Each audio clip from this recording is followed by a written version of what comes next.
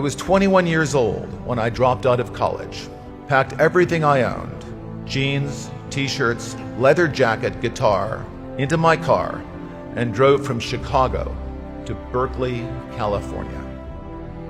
During my California springs and summers, I spent most of my days in the high Sierras in Yosemite Valley, working as a river guide and a rock climbing instructor.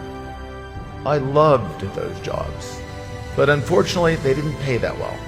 So I also got a job working a couple of days a week as a computer programmer back in Berkeley. I had learned to program in college. I didn't love programming, but it was fun and I was good at it. And computer programming gave me the same kind of satisfaction as solving math problems and playing chess, both things I enjoyed before I became a confused teenager. At this point in my life, I thought I was making real progress on my journey of self-discovery. I had found a cause.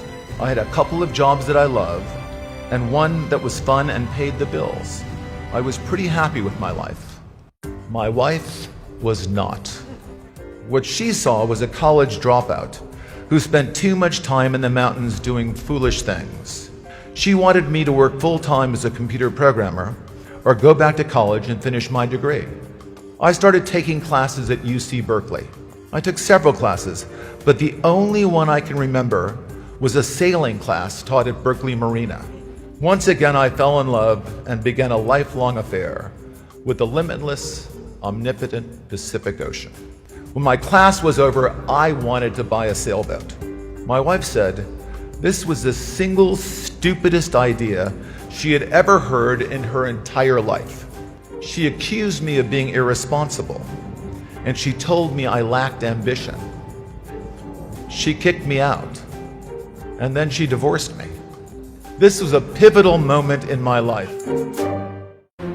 But this time, I was not disappointed in myself. Their dreams and my dreams were different.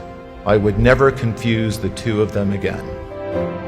I searched and I searched, but I just could not find a software engineering job that I loved as much as I loved sailing. So I tried to create one. I put together a plan to start my own company. That way I could completely control my work environment. My goal was to create the perfect job for me, a job I truly loved. Hired the most talented software engineers in Silicon Valley. We assembled an all-star team of gifted programmers who were among the best in the world at what they did. That team, plus one crazy idea, gave birth to a giant company. I call it a crazy idea because at the time, everyone told me it was a crazy idea. And when you start telling people that all the experts are wrong, at first they call you arrogant, and then they say you're crazy. When people start telling you that you're crazy, you just might be onto the most important innovation in your life. The idea was to build the world's first relational database, and IBM was building a prototype in their research labs. But back then, the collective wisdom of computer experts, while relational databases could be built, they would never be fast enough to be useful. This was one of those times when the experts were wrong.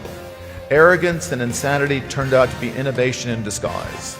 As the information age moved from dawn to the full light of day, technology horizons were constantly shifting, revealing a brave and exciting world of new possibilities and new opportunities. Oracle doubled in size year after year after year for 10 years. I had set out to create the perfect programming job for me. Instead, I created a job where I had to stop programming altogether. I attempted to create an environment that I could completely control.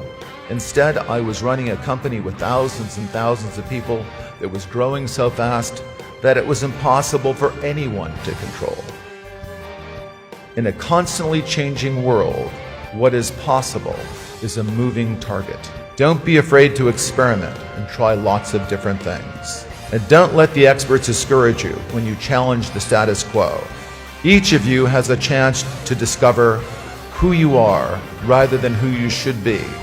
A chance to live your dreams, not the dreams of others. Each of you has an obligation to commit to a righteous cause one that elevates you and improves the conditions of humanity and the planet.